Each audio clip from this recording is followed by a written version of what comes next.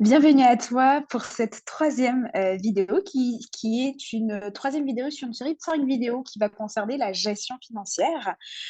Si tu ne me connais pas, je m'appelle Kedornal Lancréo, je suis la fondatrice de l'entreprise qui s'appelle F-Zone. Et notre but, c'est d'aider les femmes noires en particulier à vivre plus librement sans le salariat, tout simplement. Donc, on va aborder des sujets qui concernent et qui sont vraiment des passions aussi personnelles, qui concernent les finances personnelles, l'investissement, mais aussi le mindset financier, notamment une thématique que je travaille sur moi, également de développement personnel, de valeur, d'épanouissement, de passion. Toutes ces choses-là, on va en parler dans ce nouveau format que je suis en train de tester. Donc, si jamais ça te plaît, cette série avec des illustrations, je vais partager mon écran d'ailleurs. N'hésite pas à me le faire savoir en commentaire. Donc ici, l'idée c'est quoi? C'est que on a abordé la première et la deuxième vidéo durant ces vidéos la thématique de la gestion financière. Dans la première vidéo et la deuxième vidéo que je vais vous mettre dans la barre de description, mais aussi un petit reminder, on a parlé de qu'est-ce que c'était la gestion financière, on a parlé de quand le faire, de pourquoi le faire et qui était concerné. Aujourd'hui, on va rentrer dans le vif du sujet. Je vais vous décrire comment on fait exactement pour gérer financièrement sa situation, sachant que la gestion financière n'est pas la même chose que la gestion budgétaire.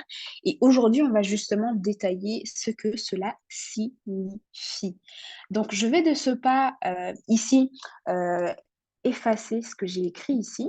D'ailleurs, si vous êtes intéressé pour avoir la carte mentale, donc là, ce que je vous ai présente à côté, là, c'est sur la droite, c'est ce qu'on appelle une carte mentale. La carte mentale, ça va vous permettre d'avoir le document sous les yeux et surtout de connaître un peu les différentes branches que l'on a évoquées autour de ce sujet.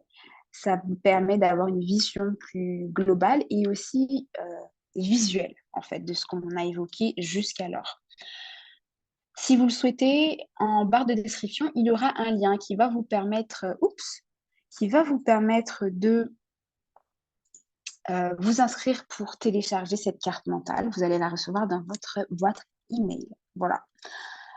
Donc, quant à moi, je vais commencer de ce pas. On va parler de comment faire, comment gérer financièrement ces situations.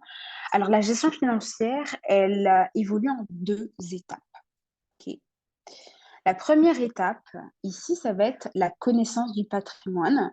Et la deuxième étape, ici, ça va être s'assurer que votre patrimoine répond à vos attentes et surtout à vos objectifs. Pourquoi? Parce que rappelez-vous que la gestion financière, c'est vraiment une pratique qui vous permet d'allier, d'utiliser l'intégralité de vos ressources, vos moyens, notamment les moyens et les ressources financières que vous avez, mais pas que, pour que vous puissiez atteindre de façon avec une aisance, de façon la plus satisfaisante possible, vos objectifs. Ok, c'est vraiment ça la gestion financière. On va parler d'utilisation optimum des ressources dans un but précis. Ok. Maintenant, comment on fait? Eh bien, on commence par connaître son patrimoine. Et pourquoi je vous parle de patrimoine aujourd'hui? C'est parce que dans vos ressources financières, vous avez, en fait, votre patrimoine rassemble, voilà, l'intégralité de vos ressources, des ressources financières notamment, mais pas que. Ok. Et dans votre patrimoine, on va avoir tant ce qu'on appelle des actifs que des passifs. Et pourquoi c'est important de parler de patrimoine? C'est parce que finalement, votre patrimoine, il est là, notamment dans le cadre de toute personne qui cherche à atteindre la liberté financière. Vous êtes là pour l'utiliser pour votre objectif de liberté financière. Si par exemple, vous avez peut-être un autre objectif qui est de construire votre maison, ok? Votre patrimoine aussi va vous servir. Pourquoi? Parce que votre patrimoine, c'est l'ensemble de vos ressources. Et quand on parle de ressources, on va parler notamment d'actifs, ok? Ici, les actifs, qu'est-ce que c'est? Ça va être des actifs immobiliers, financiers, professionnels, physiques et non physiques. Alors, pourquoi je dis que lorsque, par exemple, on a un objectif qui est de construire sa maison, on va utiliser son patrimoine? Tout simplement parce que lorsque vous voulez construire votre maison, ben, vous aurez par exemple besoin de fonds. Ok. Vous aurez par exemple besoin d'un terrain. D'accord? Donc, dans tous les cas, il va falloir que vous utilisiez ce qu'on appelle un actif financier. D'accord? L'actif financier, ici, ça va être notamment des liquidités. OK? Ce que vous possédez. Donc là, je vais mettre un petit détail ici. Ça va être des liquidités, mais ça peut être aussi, en termes d'actifs, on va parler d'investissement. Mais là, pour mon exemple, on va parler de liquidités. Si aussi vous voulez construire votre maison, en plus d'avoir besoin d'argent, vous aurez besoin, ben, de terrain, OK? Un terrain, qu'est-ce que c'est? C'est un actif immobilier. Donc c'est pour ça, en fait, que c'est important de connaître, son patrimoine et surtout la valeur de son patrimoine, OK? Donc les actifs, c'est quoi? C'est un ensemble d'immobilier, de finances, d'actifs professionnels, je vous expliquer que ce que c'est, d'actifs physiques et d'actifs non physiques. Alors, pour les actifs financiers, pour que vous puissiez comprendre qu'est-ce que c'est et qu'est-ce qu'il y a dedans, on va parler de liquidité. Donc, ici en espèces, alors il y a une petite. Là, je suis sur un clavier anglais, je ne vais pas pouvoir modifier, mais en espèces, ici, et on va parler de dépôt sur compte. Alors, quand je parle d'espèces ici, qui est à différencier des dépôts sur compte, je parle de tout ce que vous avez possédé en termes de cash, soit dans vos poches, soit chez vous, caché quelque part dans un coffre-fort. OK? Ça, c'est un actif. OK? Est-ce que c'est la meilleure façon de disposer d'un actif financier? Peut-être pas, ça, c'est encore une autre question, mais c'est quand même un actif. Les dépôts sur votre compte, ça va être aussi un actif financier. Et là, on va parler de tout ce que vous avez en termes de compte checking, notamment ici lorsqu'on parle de compte au Canada. Mais quand on parle de compte en France, ça va être vos comptes normaux. D'accord? Vous avez accès à vos comptes courants. D'accord? Ça va être tout ce qui est aussi LDD. Ça va être aussi, tous les comptes qui vous permettent de disposer d'une épargne, OK? Et sur lesquels vous avez un petit retour sur investissement, OK? Dans les actifs financiers, il y a aussi, eh bien, des actions. Par exemple, ce sont des exemples ici, les actions, les obligations des bons du trésor, d'autres produits financiers dont les produits dérivés, mais aussi des crypto-monnaies. Et donc ça fait partie des actifs financiers. Dans les actifs, professionnels, vous pouvez avoir des fonds de commerce notamment ou encore du matériel. OK? Pourquoi un fonds de commerce est un actif professionnel? Simplement parce que un fonds de commerce est un actif immobilisé, pareil que pour le matériel que vous achetez pour votre entreprise. Et c'est quelque chose qui a de la valeur, OK? Et quelque chose que vous pouvez d'ailleurs estimer. D'accord? Et c'est le rôle notamment de votre comptable de le faire. Et cet actif, en fait, au même titre, parce que là, je vais rentrer dans une petite branche avant de revenir au sujet.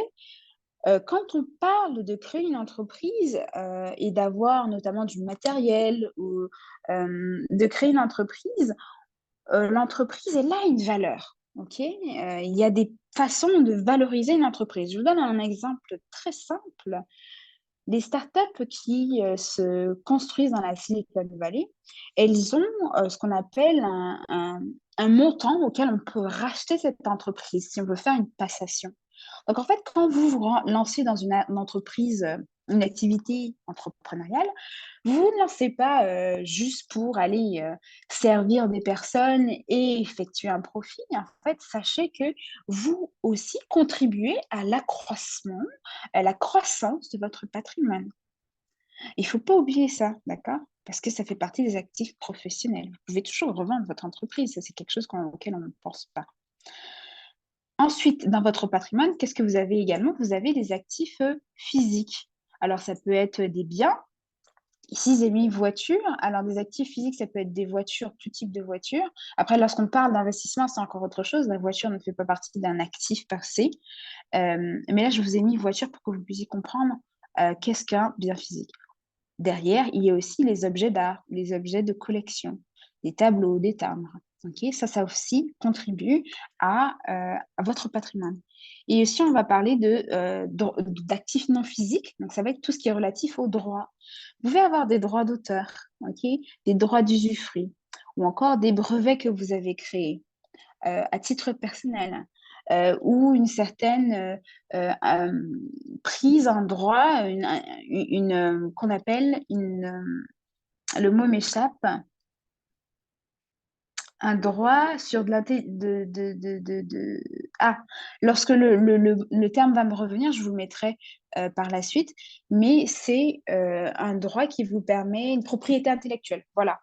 Donc vous pouvez, en fait, avoir, ces actifs-là. Propriété intellectuelle, ça vous permet, en fait, d'exercer certains droits et d'avoir de l'argent aussi en retour. Donc, connaître, son patrimoine, faire le tour effectivement de son patrimoine, parce que souvent on s'arrête à quoi? On s'arrête à ça, aux liquidités.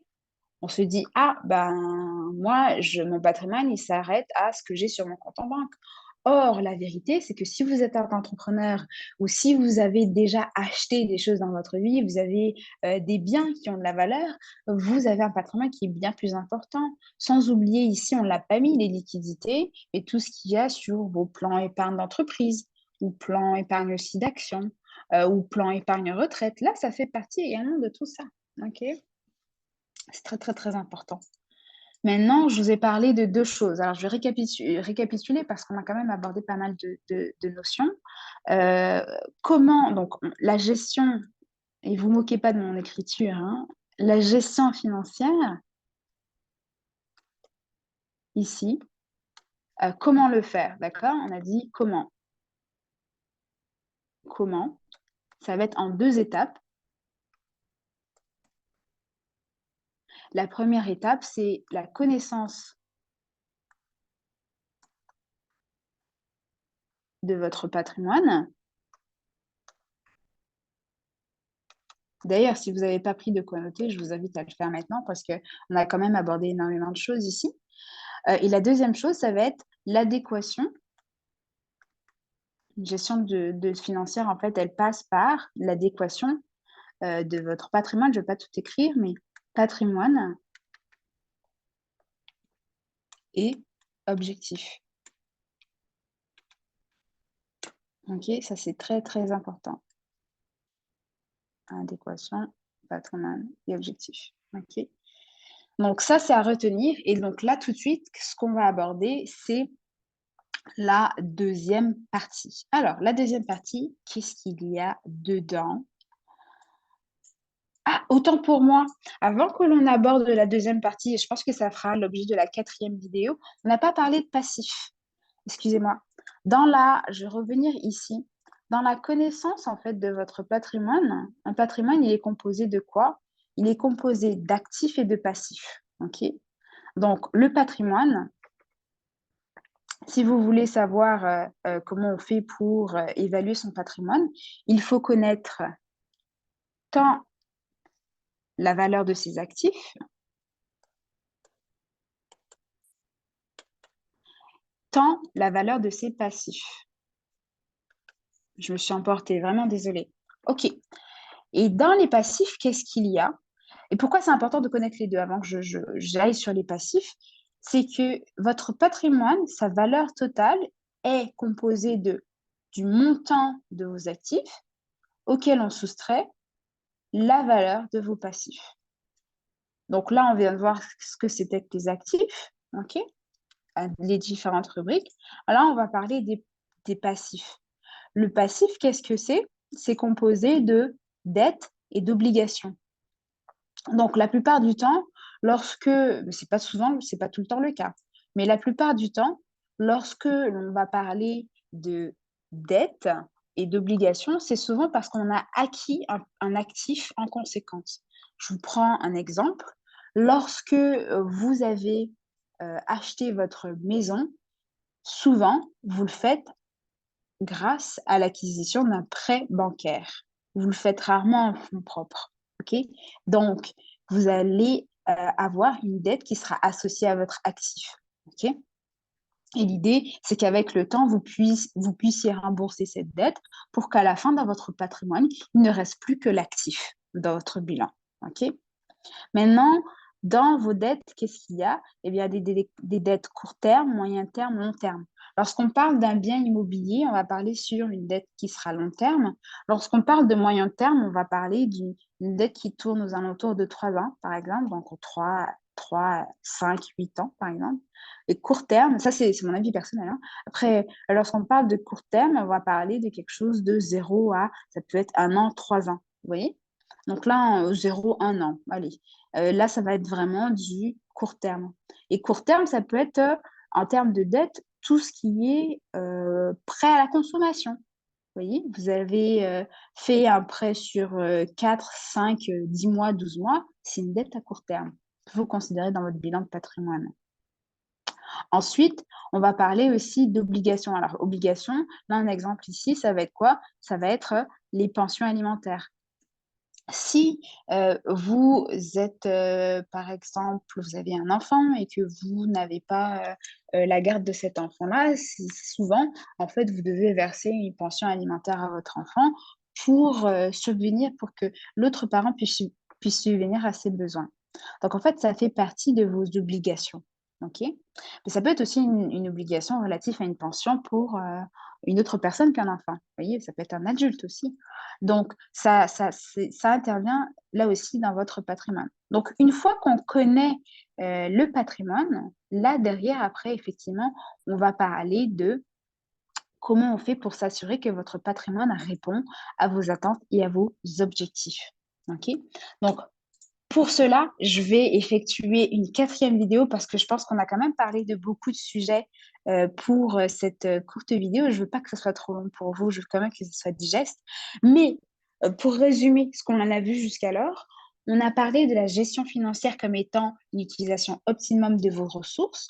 On a parlé du fait qu'elle concernait des personnes qui percevaient des revenus de tout type, que ça peut être des revenus salariés, des revenus d'entrepreneurs, ça peut être des revenus issus des investissements.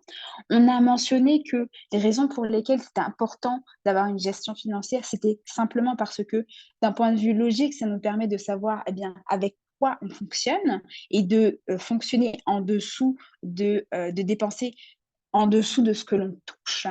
Mais aussi, on a dit que les raisons qui devaient inciter toute personne à avoir une gestion financière, c'était parce que, eh bien, émotionnellement parlant, ça nous permettait de passer d'un sentiment de contrôle et de sécurité à un sentiment de confiance en ses ressources financières, ce qui nous permettait de monter, de gravir les échelons de la sécurité financière à la liberté financière.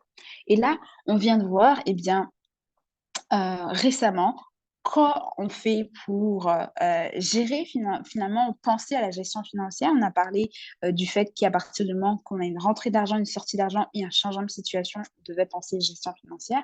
Et aussi, là, on vient de voir eh bien comment on le faisait. Voilà, je vous retrouve dans la prochaine vidéo. Ce sera l'avant-dernière de la série sur les gestions financières. Jamais vous avez quoi que ce soit, des questions, ou vous souhaitez que j'aborde un peu plus en profondeur certains sujets, n'hésitez pas, vous me laissez un commentaire. Voilà, je vous retrouve la prochaine vidéo.